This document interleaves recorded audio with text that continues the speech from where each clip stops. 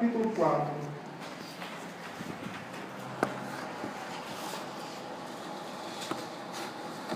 Versos de 3 a 6.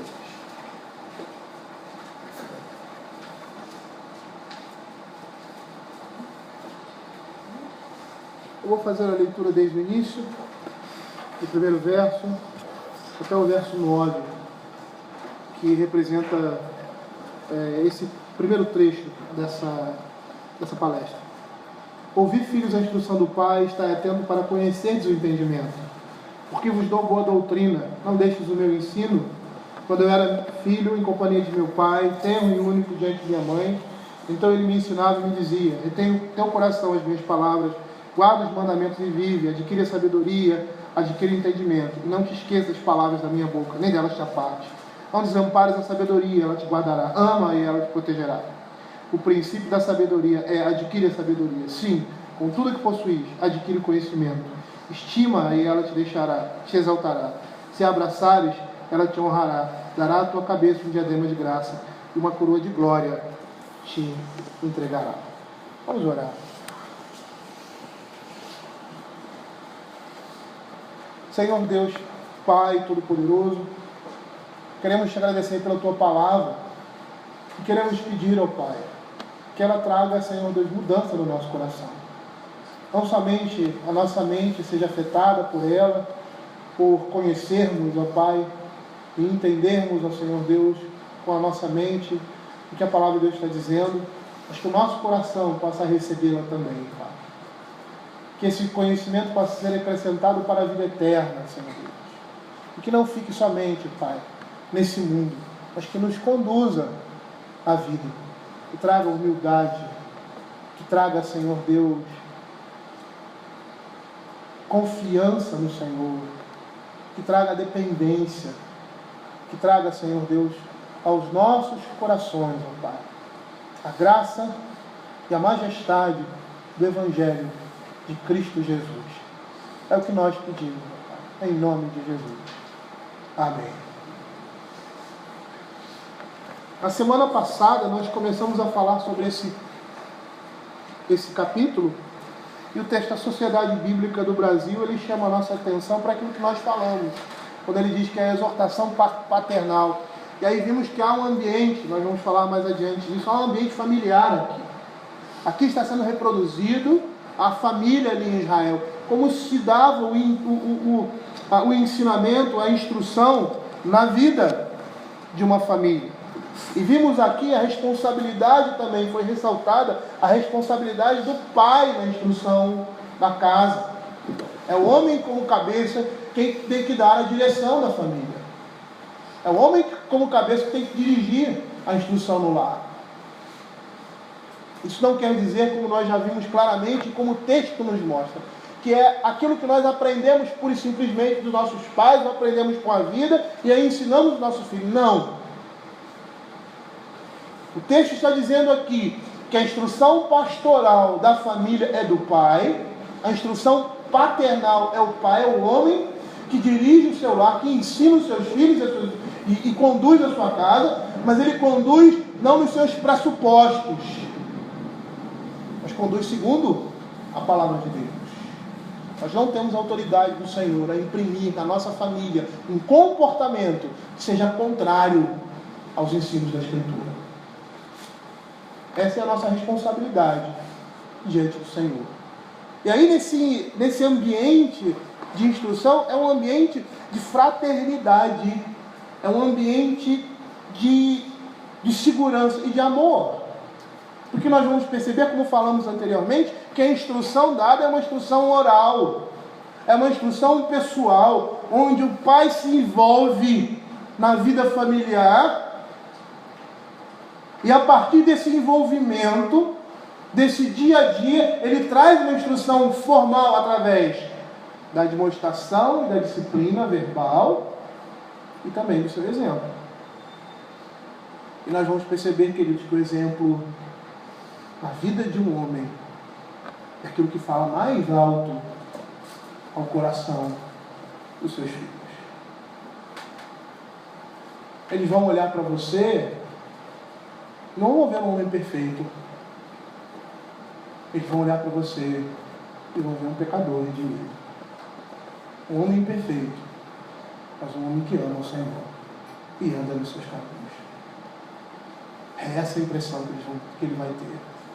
Porque você pode ensinar e dizer muitas coisas verdadeiras aos seus filhos, mas pode não viver isso e às vezes nem perceber.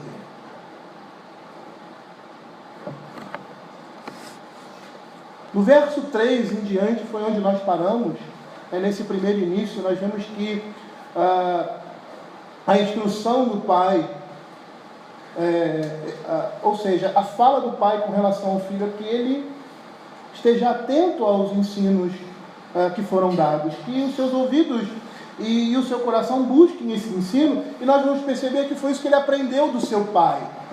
E é a partir do verso 3 que nós vamos ver a instrução dada pelo avô, ou seja, a introdução aqui no verso 3, a palestra do avô, do pai, daquele que estava trazendo o ensino ao seu filho. Ou seja, vamos fazer essa imagem, Davi ali instruindo Salomão, e agora Salomão instruindo seu filho.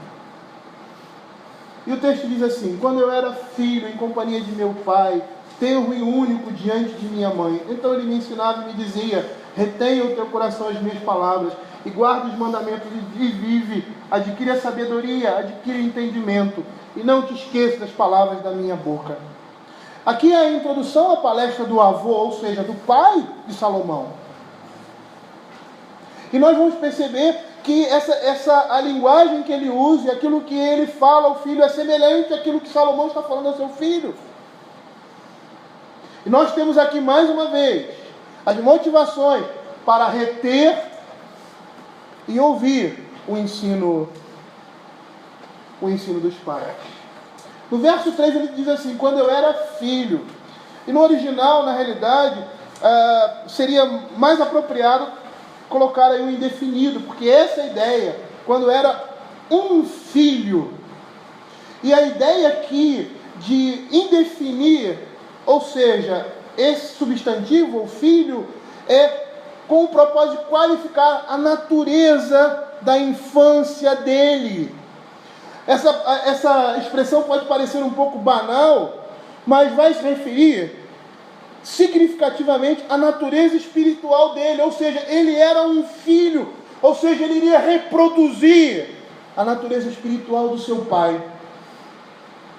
Olha o que diz Provérbios capítulo 14, verso 26. E por que ele iria reproduzir a natureza espiritual do seu pai? Porque no temor do Senhor tem um homem forte amparo. E isso é refúgio para os seus filhos. Porque o homem que teme ao Senhor, ele vai deixar essa marca na vida dos seus filhos. Não é que seus filhos serão impecáveis, mas é que eles terão a marca do Cordeiro. Porque foi isso que ele viu dentro da sua casa. Nós conhecemos a vida de Davi e nós conhecemos a vida de Salomão. Nós conhecemos as suas virtudes e os seus pecados. E por quê? Que homens como Davi e como Salomão caíram, ou melhor, estão registrados isso na Escritura, para percebermos que é pela graça e pela misericórdia de Deus que nós adentramos os portais eternos. Para perceber que nenhum homem nascido de mulher, exceto aquele, o Santo de Israel, tinha pecado. Eram falhos. E ao desviarem os seus olhos do Senhor, eles não só estavam propensos a cair, mas como caíram também. Essa é a mensagem da palavra de Deus. É pela graça de Deus a salvação do homem. É isso que nós precisamos entender. É por isso que ele chama a atenção do filho a correr em busca dessa graça. E de que forma ele vai correr em busca dessa graça? Guardando no coração a sua palavra, como ele diz aqui, a sua boa doutrina, o seu ensino. E é por isso que aqui ele diz quando era um filho, ou seja, o filho iria reproduzir a natureza espiritual do seu pai, porque ele viveu num ambiente onde o temor do Senhor era patente, era claro, e isso era refúgio. E porque essas coisas ficariam marcadas na vida dele. Porque assim como seu pai, ele seria um homem temente ao Senhor. Por isso que lá em Provérbios capítulo 22, verso 6, diz assim: ensina a criança no caminho em que deve andar, e quando for velho, não se desviará dele. E algumas pessoas têm uma impressão errada desse texto, porque acham que esse texto aqui está falando do Evangelho. Não, se eu ensinar o meu filho nos caminhos do Senhor, quando for velho, ele não vai se desviar dele. Isso é uma verdade. Mas o texto ali em Provérbios, ele não está se referindo exclusivamente a isso. Aqui é uma máxima. E o que é uma máxima? É uma verdade absoluta. É uma lei. Como a lei que a água a 100 graus, ela entra em estado de fervura. Não é isso? É uma lei. Aqui é a mesma perspectiva. Aqui é uma máxima. Aquilo que você ensinar ao seu filho quando pequeno, ele vai reproduzir na idade adulta. É isso que o texto está dizendo. É por isso que o ensino é tão importante. E não é somente um ensino oral, pura e simplesmente, é um envolvimento. É uma demonstração através do exemplo.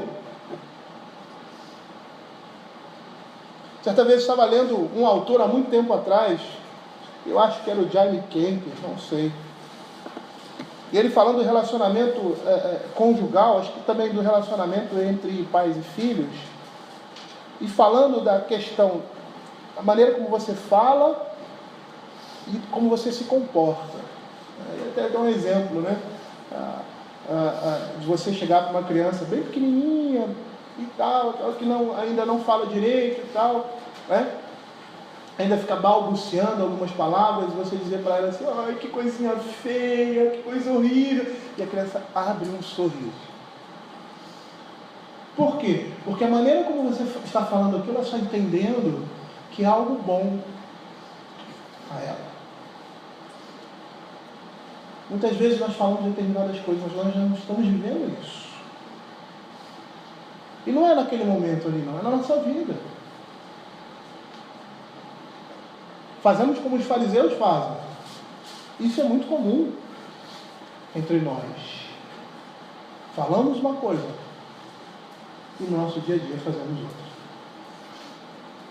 Nós estamos ensinando aos nossos filhos a serem hipócritas. Nós estamos ensinando aos nossos filhos o que nós não deveríamos ensinar, porque falamos alguma coisa e demonstramos outra. Segundo um estudioso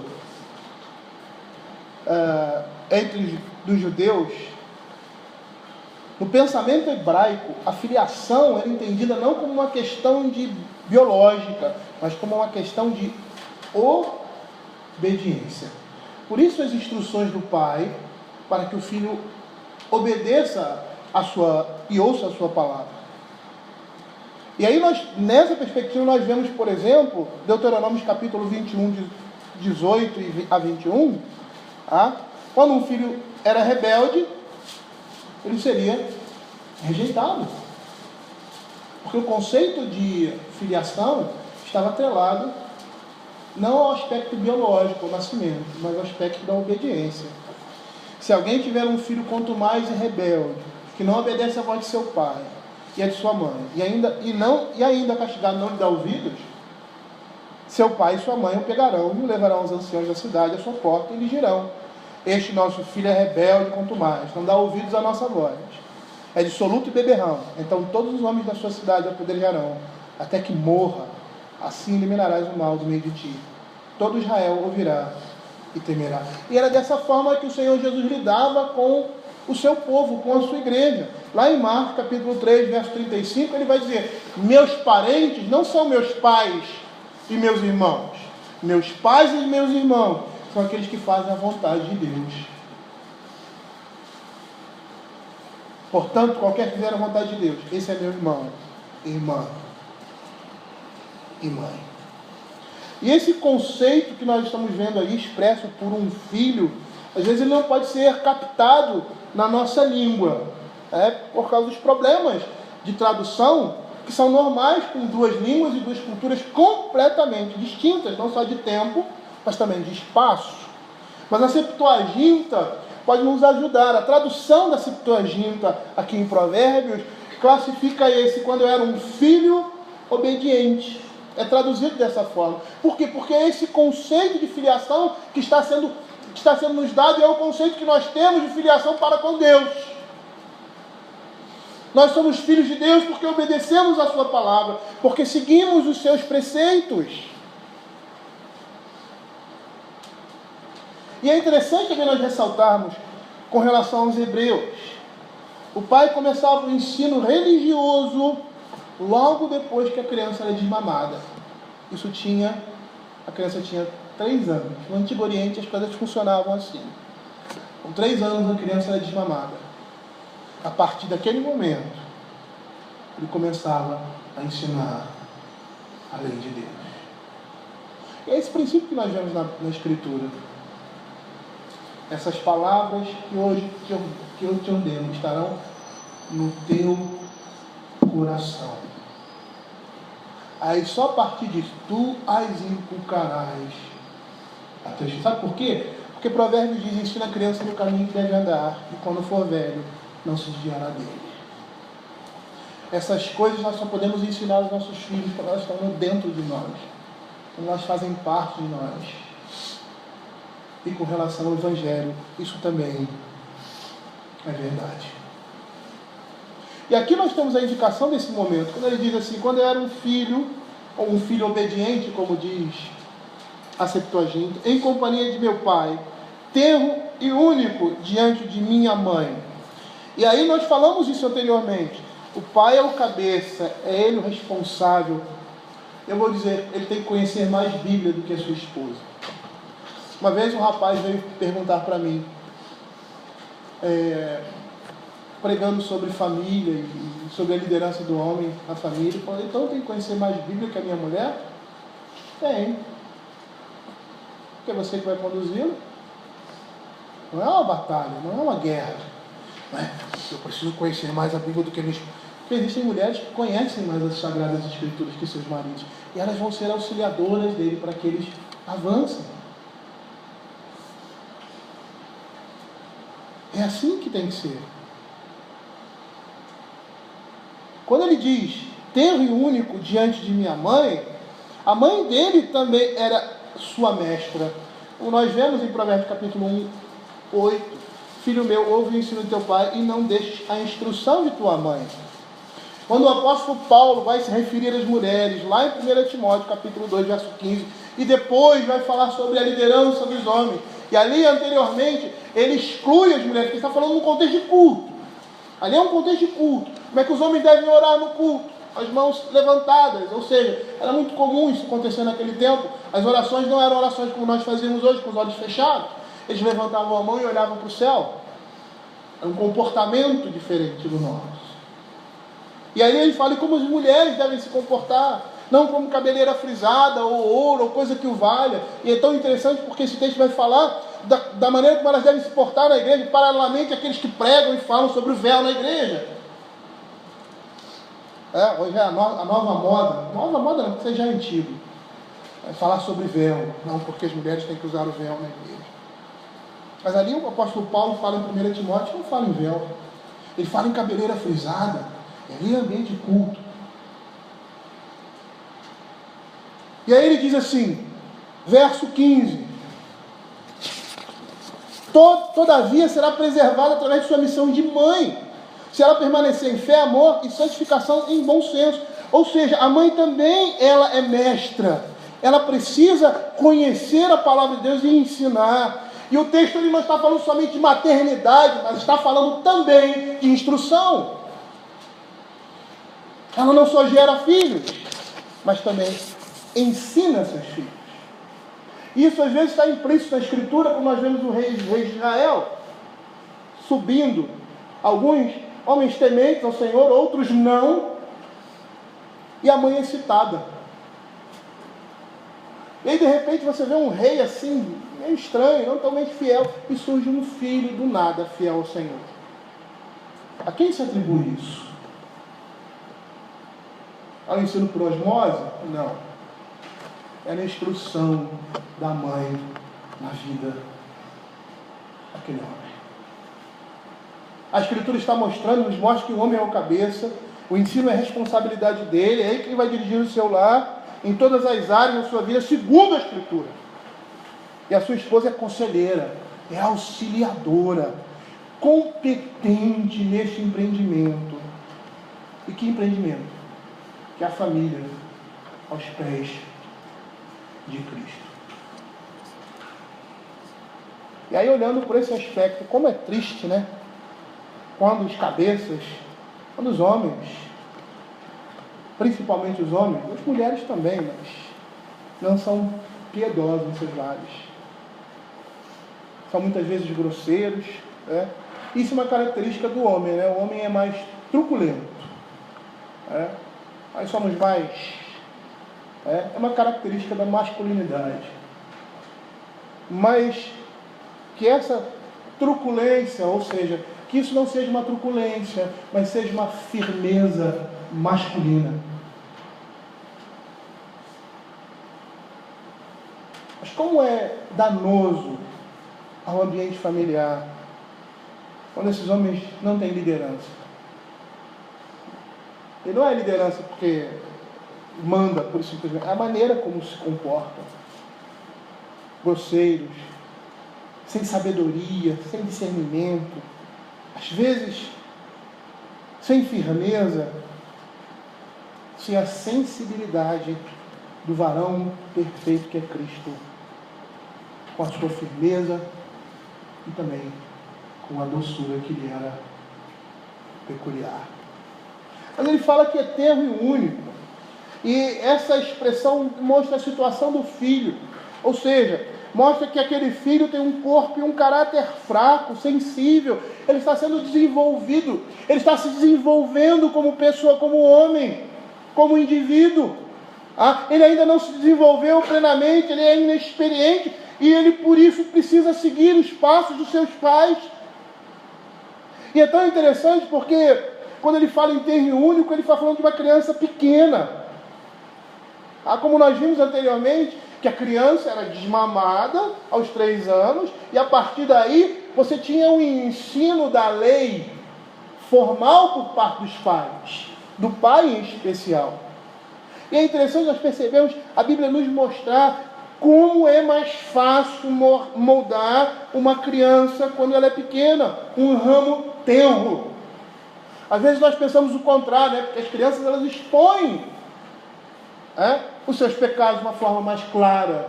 Às vezes são rebeldes, você vê aquela rebeldia clara na vida daquela criança. Mas quando aquele homem cresce, sabemos que isso é sido tratado na criança, na infância. A educação vai cercear aquele comportamento que na infância era tão claro. Mas o seu coração, a sua vida, vai apresentar isso claramente as suas atitudes. E como é difícil moldar uma árvore já grande. E como é fácil moldar um ramo tenro, pequeno. O termo único aqui, ele não está fazendo menção pura e simplesmente à questão numérica, mas ao status de filho, a ideia de que ele é amado, que ele é querido, que ele é dileto. E nós aqui temos uma breve descrição de um lar piedoso, no qual o pai foi um filho inexperiente, que dependeu do tenro cuidado do pai, do carinho da mãe, e que constitui agora a transição para a vida do filho. E essa transição é demonstrada através das palavras do seu avô para com ele, quando diz assim: então ele me dizia e ensinava, Retenha o teu coração as minhas palavras, guarda os meus mandamentos e vive. E de modo bastante apropriado, nós vamos perceber aqui que o pai aqui está introduzindo um relato autobiográfico daquilo que ele viveu com seu pai. E quando ele fala aqui sobre ensino, ele me ensinava, a palavra é Torá. E mais uma vez nós temos aqui um ambiente catequético, um ambiente de instrução religiosa. E uma coisa que nós precisamos aprender, queridos, que a nossa sociedade não existe educação que não seja religiosa.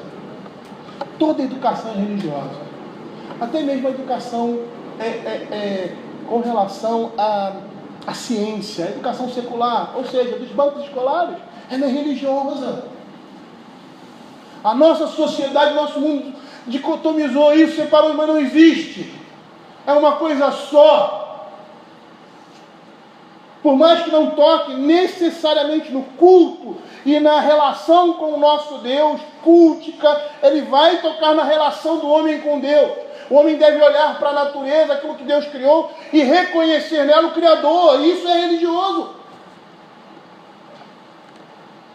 A maneira como nós lidamos com as pessoas, com o nosso próximo, com aqueles que estão acima de nós, como diz a Escritura, os superiores, ou seja, o catecismo maior, os nossos superiores, a maneira como nós lidamos, tudo isso é religioso. Nós não podemos cair nessa mentira, muitas vezes nós caímos, e separar essas coisas. Porque aí nós estaremos vivendo a parte da palavra de Deus. É um ambiente catequético. Tanto que você vai ver aqui, ele fala de teologia, e da verdadeira teologia, nos versos seguintes. Falando sobre relacionamento entre pessoas, a honestidade, a santidade do corpo, e outras coisas mais que nós vamos observar aqui no livro de Provérbios. E nesse ambiente catequético, nesse ambiente de instrução, vai haver uma relação mútua entre aquele que instrui o pai, em virtude de autoridade, pronto para ensinar algo, e o aprendiz, pronto a receber esse ensino. Mas é interessante, vocês já perceberam como na nossa sociedade, o provérbio vai dizer isso, que o vil muitas vezes quer sobrepor ao nobre. Já percebeu isso, como essas coisas estão embaralhadas na nossa sociedade? Os filhos agora determinam o que os pais devem fazer. Não, se você me bater, eu vou na justiça e vou falar para você. Não há respeito e consideração pelas pessoas mais velhas, pela autoridade, aqueles que estão em situação de autoridade. A palavra de Deus diz que nós devemos tratar as pessoas como se fossem superiores a nós mesmos. Aquele que está em uma situação superior deve falar com aquele que está numa situação inferior, como aquele fosse superior a ele, por mais que ele o seja. Aquele que é inferior deve falar com aquele que é superior, de forma que ele não trata como se ele fosse superior, e da mesma forma ele é. E essa é a relação que existe no meio do povo de Deus. E aqui nós estamos vendo esse tipo de estrutura do quinto mandamento. O pai fala e o filho aprende. A nossa sociedade é a sociedade do conhecimento. Então as pessoas acham que por terem um conhecimento livresco, elas estão numa situação, até mesmo uma pessoa mais simples, que não tem esse conhecimento livresco, eles acham que estão numa situação superior. Mas não se encontram nessa situação. Eu estava conversando com a Simone a respeito de uma pessoa que eu conheço. E conheço. E é uma pessoa simples. E ela estava falando de como ele tem se comportado na sua vida de forma sábia. A caminhada que ele tem, que esse nosso amigo desenvolvido no Evangelho. Tem sido uma caminhada onde, apesar da simplicidade, do pouco conhecimento secular ou acadêmico, é uma pessoa que está crescendo em sabedoria divina. Eu vejo,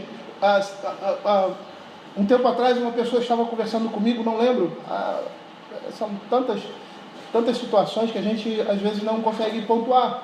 E ele estava falando do seu pai ou do seu tio que era inculto, ele não sabia ler, mas era um crente. E era um homem sábio. E essa pessoa disse isso para mim. Ele aprendeu a ler porque uma pessoa lia para ele, aprendeu as coisas da palavra de Deus, porque uma pessoa lia para ele e ensinava ele. E ele, por ser um homem da roça, um homem simples, não se dedicou às letras, acho que nem chegou ao quarto ano, quarta série, sei lá o que, como chamam hoje. Mas demonstrava uma sabedoria de vida e conduziu a sua família por caminhos firmes. E os seus filhos hoje são pessoas que têm não somente um conhecimento bíblico, mas têm um conhecimento formal também. Adentraram a universidade. Isso não quer dizer que todo mundo que faz a universidade seja inteligente, quem não faz não é. Não é. Isso é uma grande mentira. Mas eles foram além com relação à instrução formal. Mas viam no seu pai uma sabedoria que eles ainda não tinham alcançado. É isso que nós estamos vendo aqui. É isso que nós estamos vendo aqui. A instrução. Alguém que fala, que ensina, e alguém que ouve e aprende. E aí no texto ele diz, e me dizia, e é interessante porque essa expressão tão simples, às vezes tão sem importância para os nossos olhos, introduz aí de um modo formal, a palestra como sendo oral e aprendida pela repetição. É isso que essa palavra aqui no original significa. A ideia de dizer constantemente. E muitos pensam que a instrução não é dessa forma. A gente acha que vai falar com o nosso filho uma vez só e ele vai obedecer. Principalmente criança pequena, a gente pensa isso. Mas é um grande engano. Não é falamos uma vez só e está aprendido e pronto. Não. Na prática, nós percebemos que não é assim. O texto bíblico está dizendo isso. Não só pelas várias palestras, a repetição contínua. E nós vimos lá no capítulo 3, nos versos 11 e 12, que o filho não ouviu a instrução do pai e precisou ser disciplinado pelo Senhor, para que voltasse a esse caminho. O ensino, a instrução é algo contínuo. É algo contínuo. E nós, que somos pais, não devemos desistir dos nossos filhos, sejam eles infantes, adolescentes ou mais velhos. Precisamos insistir e falar sempre, porque é isso que o texto está mostrando aqui. E por que isso? Porque nós somos lerdos. Nós somos devagar demais para aprender, principalmente e praticar coisas que são espirituais. Nosso Senhor Jesus teve essa dificuldade com seus discípulos em vários momentos do seu discipulado. Vários momentos. O Senhor Jesus Cristo mostrava que esperava mais deles. Lógico, o Senhor conhecia o coração dessas coisas, são registradas para nós. Lá em Marcos capítulo 15, verso 16, com relação àquilo que contaminava o homem, comer sem lavar as mãos. E aí o Senhor Jesus profere uma parábola, então ele diz assim, explica-nos a parábola. Jesus, porém, disse, também vós não entendeis ainda? Somos lerdos para entender as coisas que são espirituais e, consequentemente, para praticá-las. Então, essas coisas precisam ser repetidas. Constantemente, nós não podemos desfalecer. E às vezes na caminhada, vamos dizer, com os nossos filhos, né, bem pequenos, a gente fica extasiado. Poxa, será que ele não vai aprender nunca? Será que isso não vai ter valor? O ensino, a instrução, a disciplina, a vara? Vai. Tudo a seu tempo. Esse dia eu estava conversando com o Daniel pelo telefone. E ele chegou para mim e falou assim: poxa, pastor, eu disse como as coisas estavam indo e que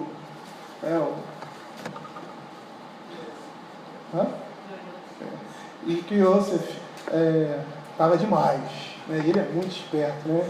E naquela esperteza dele, aquela doçura dele. Eu falei: pastor, sinceramente, eu nunca, toda vez que eu vou disciplinar meu filho, eu nunca esqueço o que o senhor fala. O senhor falou uma vez. Aí eu falei: o que é? Eu falei tanta coisa, né? Falei, que o ouvido da criança está no bumbum. Como demora para o ouvido subir. E essa é uma realidade não somente da criança, mas nossa. Para as coisas espirituais, nós somos lerdos. Marcos capítulo 4, verso 13, a parábola do semeador. O Senhor Jesus profere essa parábola. E aí os discípulos em particular querem entender. E aí o Senhor Jesus diz assim: então, lhes perguntou: não entendeis essa parábola? E como compreendereis todas as outras? O ensino é assim, é isso que está mostrando, é algo progressivo, é algo constante, é instrução, você tem que repetir a mesma coisa várias vezes. E o que ele está dizendo aqui para esse jovem, para nós? Retenha o teu coração as minhas palavras, guarda os mandamentos e vive. E nós estamos vendo que as duas administrações do avô aqui, que a partir do verso 3, é a palestra do avô, é aquilo que aquele homem tinha aprendido com o seu pai. Estão se movendo na mesma direção, ou seja, na recepção do ensino, como aquele homem estava falando ao seu filho, como o Salomão estava falando ao seu filho. E o objetivo disso é que ele tenha isso no seu coração, que viva por meio dela, as suas afeições e os seus sentimentos demonstrem que esse ensino foi dado e foi recebido. E como é difícil para nós reter isso no nosso coração. Por isso que ele fala da motivação. Ele explica por que ele deveria reter esse ensino. Porque é vida. É porque a partir dele nós teremos vida nesse mundo e no porvir. Jeremiah Burroughs disse certa vez que no Velho Testamento o juízo de Deus vinha de forma física sobre os ímpios e também sobre a igreja. Mas mais sobre os ímpios, de forma física, eles eram mortos, eles eram destruídos, haviam pragas. Hoje, esse juízo vem na mente do homem. Eles são condenados pelos seus pecados constantemente, eles não têm vida. E muitas vezes nós somos como Asaf, ali no Salmo 73, nós olhamos os homens externamente com dinheiro, com casa, com poder, ai que vida boa, e às vezes invejamos a vida do ímpio, que é uma vida de pecado e de juízo. E essas coisas são tão interessantes porque esse falso sentimento de bem-estar é juízo de Deus na vida deles. Eles são amortecidos, mas nas suas mentes eles são massacrados constantemente por causa do pecado. Mas você não vê isso, eu não vejo isso. Muitas vezes. Mas a palavra diz isso. É por isso que às vezes nós nos espantamos, né? Eu também me espanto, mas eu vou falar como se estivesse falando para mim. É idiotice da minha parte. Quando um cara famoso e rico se mata. Aí você, poxa, ele tinha tudo, o cara se matou. ele era rico, era assim, era assado. Ele se matou porque ele não aguentava mais viver nesse mundo do pecado. Ele perdeu completamente a esperança. E é uma coisa que jamais o crente vai poder ter. Esse sentimento de perda completa da esperança. Esse homem estava dizendo ali para o seu filho aquilo que o seu pai disse a ele: retenha no teu coração as palavras do Senhor. Que isso seja demonstrado e vivido na prática, nas suas afeições, nos seus sentimentos, que você demonstre isso na sua vida. Esse ensino, carregue ele contigo, para que você possa viver, porque essa é a motivação. Por isso que Jesus disse que aqueles que o tinham no coração, aqueles que o buscavam e andavam nos seus caminhos, eles teriam vida e vida em abundância, porque essa vida começa aqui, nesse mundo. Apesar das dificuldades, dos problemas, e até mesmo dos nossos pecados, confessados diante do Senhor, nós temos vida. O próprio livro de Provérbios explica, lá no capítulo 4, verso 22, porque são vida para quem os acha e saúde para o seu corpo.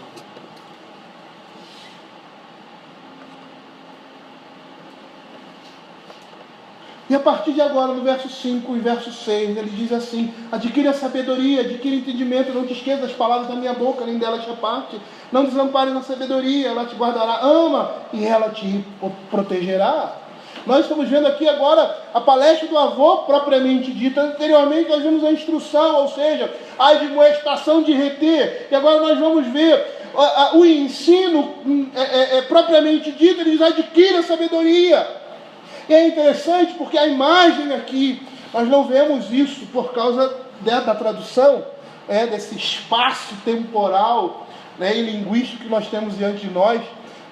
Mas a caracterização aqui é de uma mulher, a mulher sabedoria, que nós vimos anteriormente, que nós vamos ver no capítulo 8 também. E essa mulher sabedoria é caracterizada como uma noiva, a ser adquirida, comprada e amada. A linguagem é toda a linguagem de um cortejo, de um casamento. Por quê? Porque antigamente se pagava um dote para a família, para se ter determinada esposa. E a palavra aqui, ame-a, ela está relacionada ao relacionamento íntimo, sexual, entre um homem e uma mulher. Então é essa caracterização que nós temos aqui. Temos aqui caracterizado a mulher sabedoria como uma noiva a ser adquirida, comprada por um dote e amada. E consequentemente nas admoestações ela ser uma benfeitora desse amor que recompensa aquele seu amante. É isso que nós vamos ver nesses versos. Verso 5, nós temos a admoestação: adquire a sabedoria, adquire o conhecimento. E o verso 6, a admoestação: não desampares, ela te guardará, ama e ela te protegerá. Verso 7, a mesma coisa: o princípio da sabedoria é adquirir sabedoria, a admoestação. E aí a motivação: estima, ela te exaltará, ela te honrará, dará à tua cabeça um diadema de graça e uma coroa de glória te entregará. E é interessante porque esse vocábulo aqui de dote está presente. A palavra no original em adquirir é comprar. E é interessante porque há uma repetição: adquire sabedoria, verso 5. Adquire conhecimento, o entendimento, verso 7. Adquire sabedoria, adquire entendimento. Há uma repetição. Todas as vezes que nós temos essa repetição, há uma ênfase. A importância na ordem de comprar, de adquirir essa sabedoria. O próprio livro de Provérbios vai usar essa linguagem lá no capítulo 23, verso 23, para reforçar essa ideia. Compra a verdade, não a vendas. Compra a sabedoria, a instrução e o entendimento. É interessante porque esse termo usado no Velho Testamento, em geral, que é Canaã, para adquirir ou comprar, ele sempre vem combinado com o preço. Como nós vemos lá um exemplo em Gênesis capítulo 33, verso 19, não precisa abrir não. A parte do campo onde ele armara a sua tenda, ele a comprou dos filhos de Amor, pai de Siquém, por 100 ciclos, peças de dinheiro. É a mesma palavra. Então, geralmente, quando essa palavra aparece ali no Velho Testamento, Canaã, ela vem atrelada a um valor. E aqui não é diferente. Verso 7. Adquirir sabedoria. Sim, ao preço. Tudo o que você possui. É um preço inestimável. Tudo que estiver na sua mão, essa é a ideia. Para comprar, compre. Compre. E por que o autor sagrado usa esse tipo de expressão? Uma vez que ele disse que ter isso no coração, guardar esse mandamento, é vida. O autor sagrado está mostrando o valor, é isso, o valor que essa sabedoria tem. Ela é de um valor incalculável, ou seja, não existe valor para obter isso. E nós vamos ver o Senhor Jesus falando disso, porque aqui está o Evangelho. É o Evangelho aqui no Velho Testamento que está sendo apresentado através da sabedoria de Salomão, que é a manifestação, ou a personificação do próprio Cristo.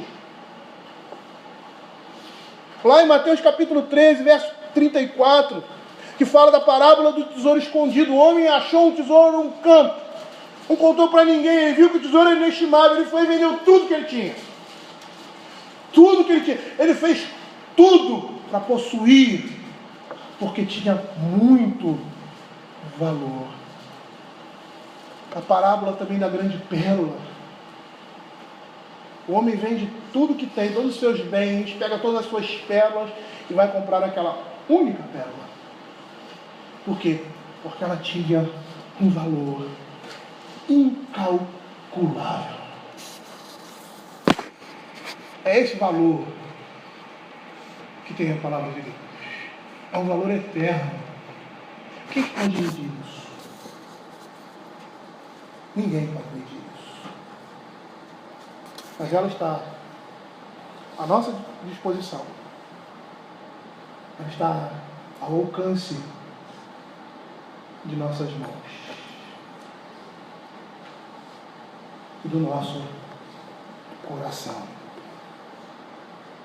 E aí ele diz: adquire a sabedoria e não te esqueças das palavras da minha boca. Há um paralelismo aí. Tá? E é interessante nós olharmos para a origem da palavra. Essa palavra aqui, esquecer, tá? ela é chacar. E a ideia original dela, etimologicamente falando, essa palavra foi originada de uma outra que tem o sentido de não encontrar. Olha que interessante. Está falando sobre busca, né? Não encontrar.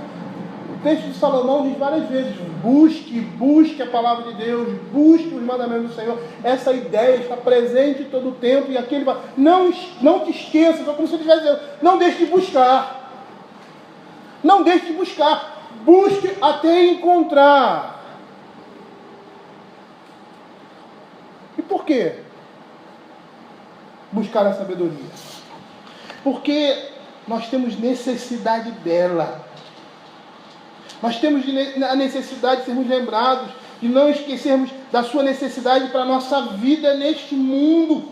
A porta de entrada para os céus. É lógico que a graça de Deus vem através da ação sobrenatural do Espírito Santo de Deus na vida do homem. Nós não temos ação nenhuma, é um ato monergístico de uma única força. Mas que instrumento? Qual é o instrumento usado por Deus? É a chave para entrar no reino dos céus. É a palavra de Deus. da palavra de Deus. Provérbios capítulo 2, versos 4 e 5. Se buscares a sabedoria como a prata, olha a linguagem de compra, de valor, e como a tesouros escondidos a procurares, então entenderás o temor do Senhor, e acharás o conhecimento de Deus. É interessante porque esse lapso, essa expressão aí não está se referindo a um lapso de memória, um esquecimento puro e simples, um esquecimento de memória temporário, um esquecimento permanente. Ela está dizendo de você ignorar, a ideia é ignorar os mandamentos do Senhor, é não reconhecê-los, é não prestar atenção para eles. Essa é a ideia aqui de não esquecer.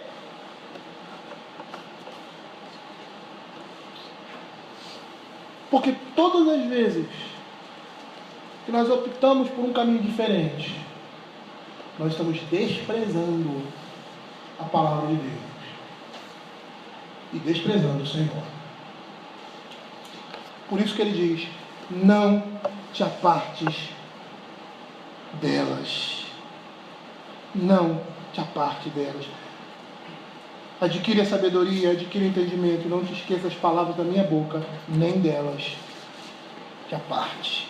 Mais uma vez a ideia de desviar-se, de afastar-se. Percebam como são as mesmas palavras e exortações que o pai transmitiu ao seu filho, pois ele seguiu o que o seu pai disse, ele seguiu o exemplo do seu pai, agora estava, o exemplo da instrução, e agora estava passando isso para o seu filho. Que bênção isso é na vida de uma pessoa. Às vezes nós lamentamos porque vivemos no pecado ou distante de uma instrução cristã. Nós não tivemos isso na nossa vida. E às vezes até pensamos, como eu já vi algumas pessoas pensando, que as coisas estão perdidas. Poxa, agora eu conheci o Evangelho velho. E agora você tem a oportunidade de fazer diferente. E o seu filho, na sua idade, louvar ao Senhor, porque nasceu e teve um lar onde a palavra de Deus era vivida e pregada. Deus restaura essas coisas. Que o pai, usando o mesmo vocábulo do avô, o pai está se apropriou dessa sagacidade hereditária, a gente pode dizer assim, dessa sabedoria, repetindo-a ao filho. E aí no verso 6 ele diz assim: não desampares a sabedoria e ela te guardará, ama e ela te protegerá. E aqui, mais claramente, nós estamos vendo essa linguagem nupcial. E o tema agora da motivação vai usar essa linguagem nupcial, mostrando a sabedoria como uma noiva que recompensa o seu amante. E é interessante quando ele fala assim: não desampares. A palavra usada aqui é azav. Azav é abandonar. É uma palavra usada às vezes para o contexto de adultério ou de abandono do cônjuge com relação à sua família. E pode estar sugerindo isso, uma vez que o tema aqui, as palavras aqui são usadas no contexto nupcial. Está dizendo: não abandone a sua esposa, ou seja, a sabedoria. É interessante porque essas palavras aqui, elas estão em paralelo: amar e desamparar. E é por isso que nós chegamos a essa conclusão, porque essa palavra amar aqui, ela tem um sentido da intimidade do homem com uma mulher.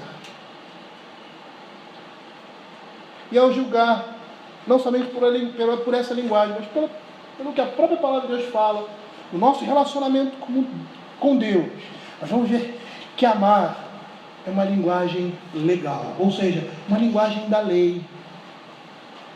Amar vai significar obedecer. Abram Deuteronômio capítulo 6, verso 5. Amarás ao Senhor teu Deus de todo o teu coração, de toda a tua alma e de toda a tua força. O contexto ali é a instrução da lei. Abra agora Deuteronômio capítulo 11, os versos 1, 13 e 22. Nós vamos ver mais uma vez o amor sendo ordenado. É uma ordem. Ou seja, o amor está inserido dentro de uma linguagem legal, de uma linguagem onde a obediência ela está presente. A gente poderia traduzir amor como obediência. Se você ama, você obedece. Olha o que a palavra de Deus diz: amarás, pois, o Senhor teu Deus de todos os teus dias, guardarás os seus preceitos, os seus estatutos, os seus juízos e os seus mandamentos. Há uma ordem para amar.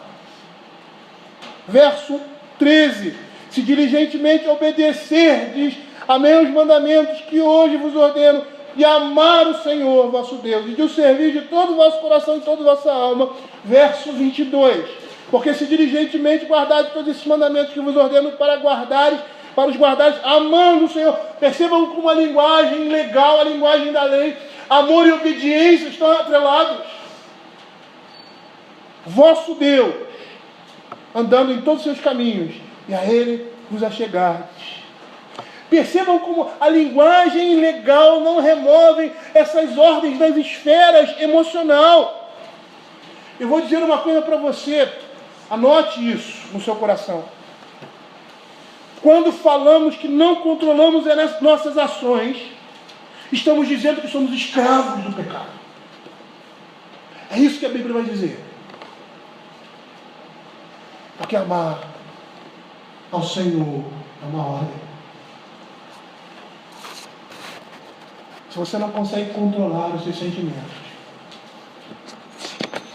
isso demonstra que você está escravizado a esse sentimento. E você está no pecado.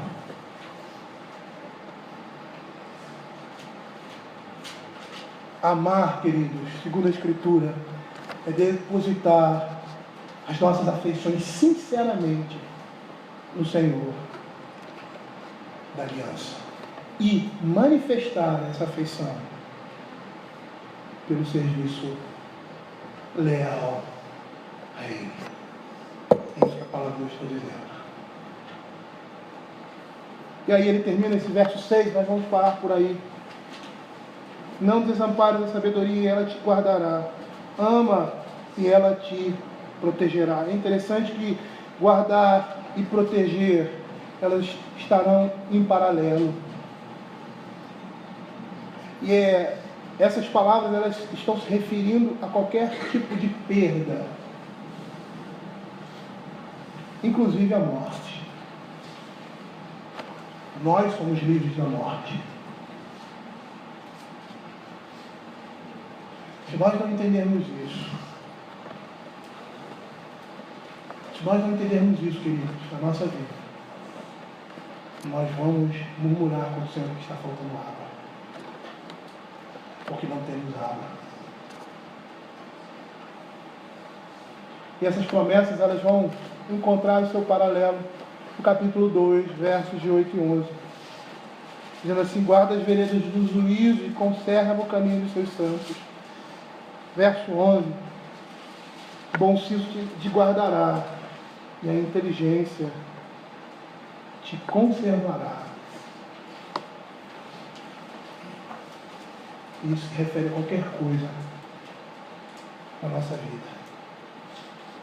Percebam que essas coisas estão relacionadas. A mulher, sabedoria e o ensino do sábio. As palavras aqui são usadas, são as mesmas. O guardar no verso 4 e guardar no verso 6. Retenha o teu coração as minhas palavras e guarda os meus mandamentos. Não desampares a sabedoria e ela te guardará.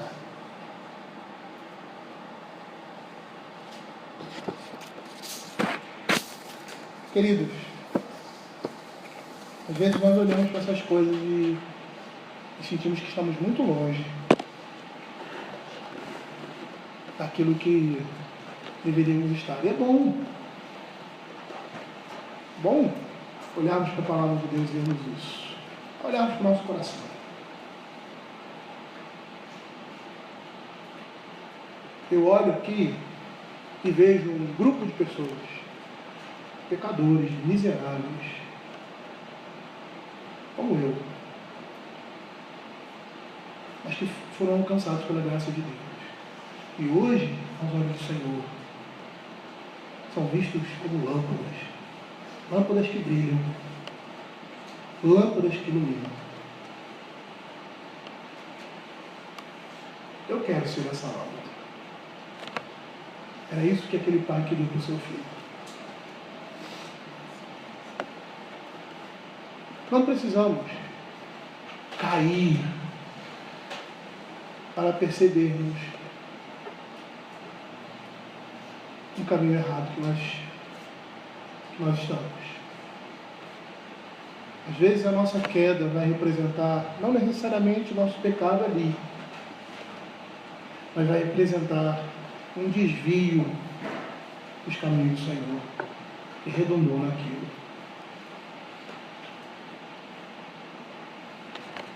O que a Escritura está nos mostrando aqui é que não precisamos cair.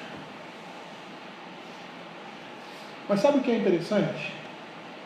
O que é interessante é que quando caímos, ou se cairmos, o Senhor vai nos levantar. E para aqueles que pensam que a graça é barata, não, caiu, o Senhor me levanta. Lembrem do que o próprio livro de Provérbios fala: filho meu, não rejeites a disciplina do Senhor, nem te fazes a sua repreensão. Por que o pai estava falando isso com o filho? Porque parece que nesse percurso ele não deu ouvidos à instrução do pai. Não reteve o seu coração na palavra de Deus. E caiu. E aí houve a necessidade do Senhor da graça, do Senhor da aliança, confirmar mais uma vez a sua aliança na vida dele. O disciplinando de tal forma que ele estava se sentindo enfadado pelo peso da mão do pai. Do pai que é Deus. Porque o Senhor repreende a quem ama, assim como o pai ao filho, ao que quer bem. Lembrem as exortações de Provérbios e da insistência, da repetição contínua, a instrução da palavra de Deus. Não deixem, vocês que são pais, não se deixem levar pelo cansaço pecaminoso da nossa carne. Mas continuem. Pastores, líderes, continuem.